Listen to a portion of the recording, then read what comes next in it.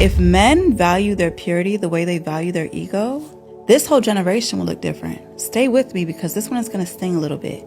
Some of these men walk around like discipline is optional, like lust is harmless, like purity is just a woman thing.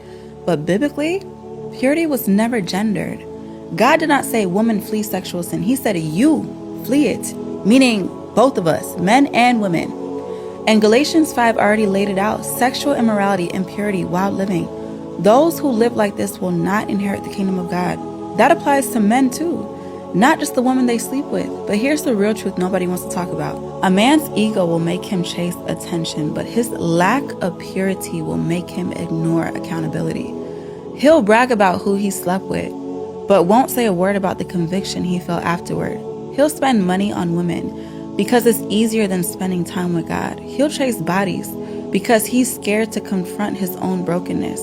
If men valued purity, they would stop using women to medicate what they refuse to heal. If they value their purity, they would stop confusing dominance with leadership. If they value their purity, they would stop treating sex like recreation and start treating it like what God said it is, a spiritual act with spiritual consequences. And hear me clearly, some men are not players. They're lost. Some are not city boys. They're wounded. Some aren't in their bag. They're running from conviction, running from responsibility, running from the version of themselves God is actually calling them to be, because purity requires something ego cannot give: accountability, restraint, humility, vision, actual spiritual maturity. When a man protects his purity, he protects you.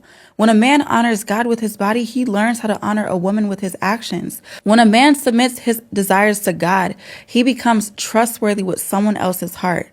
Sis, hear me. A man who guards his purity won't play with yours. A man who respects his covenant with God will not invite you into sin. A man who values his spirit won't drag you into darkness. The moment men start valuing purity over ego, this whole dating culture shifts, home shifts, family shifts, generation shifts, because a holy man is a dangerous man.